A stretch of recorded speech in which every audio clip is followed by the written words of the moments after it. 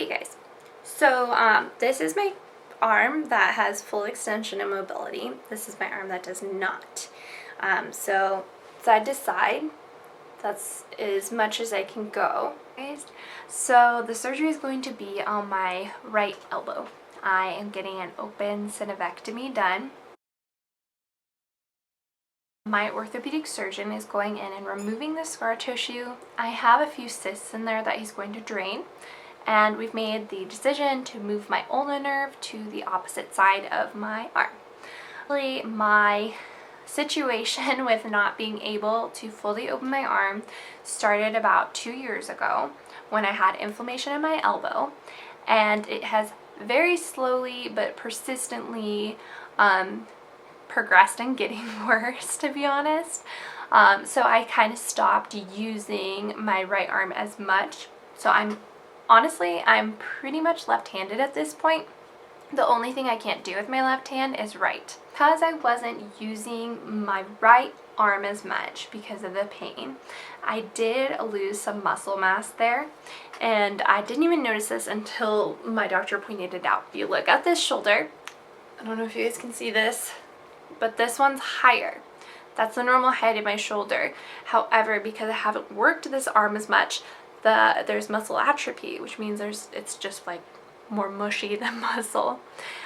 So I'm excited to get this surgery done, because once it starts healing up, I'm hoping that I'll be able to use my arm a little bit more so I can help build that muscle back up to support my shoulder.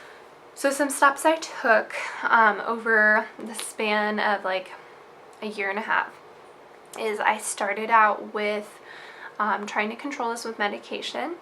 That didn't work for me, and we moved into using physical therapy for a while. So I did physical therapy for 5 months.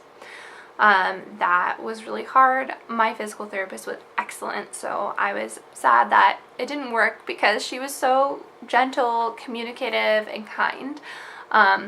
But we realized there was some deeper issues there that physical therapy couldn't necessarily work out there. So I went and saw an orthopedic surgeon.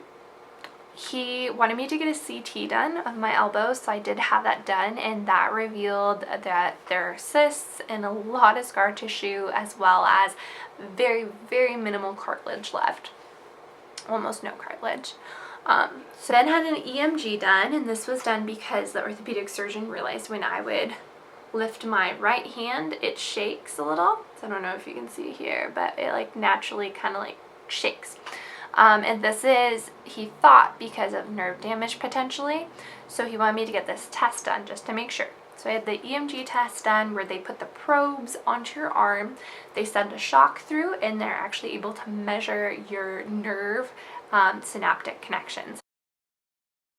So like how fast it picks it up, and that can tell them kind of where your nerve health is at. So my nerves are actually pretty damn good, which I'm excited about. However, that just means that the shaking is actually just all pretty much muscle atrophy. So I just have such a loss of muscle in this arm that it's even hard for me to just hold it up. So after I had the EMG done, my orthopedic surgeon wanted an x-ray done to go a little bit more in depth in the CT.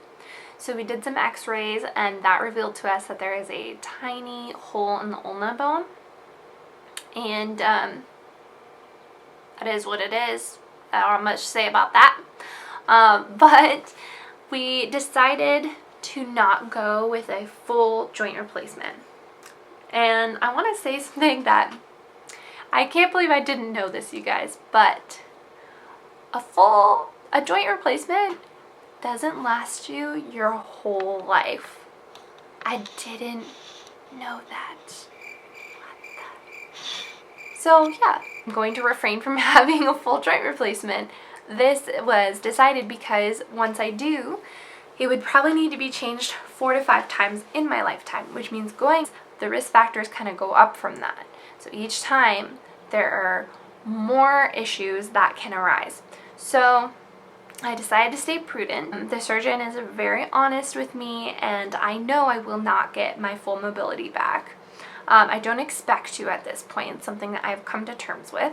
However, I would love to get a little bit more mobility in there so that I can continue doing the things I love. So I do intend to film like right after the surgery, but again, we'll see how I'm feeling. I would love to film my recovery process as well, and just keep it really honest with you guys, and I'm hoping, oh, please let this help. So yeah, I'm excited if you can't tell, and it's a weird place to be in because I'm excited because this could help me so much, but I am straight up so nervous deep down inside because it's like, oof, this is going to be painful. But I keep reminding myself, I live in chronic pain every day, and guess what? I have 100% success rate for getting through them. I'm still here. So I'm carrying that on, and I'm going to keep it real with you guys on my surgery. So stay tuned. If you don't already, I would highly encourage you to click subscribe. I also would encourage you to become a part of my Instagram community for J Takes On RA, where we go more in depth on certain topics such as medication, food, health and wellness, as well as self-care. I would love to see you on that platform as well.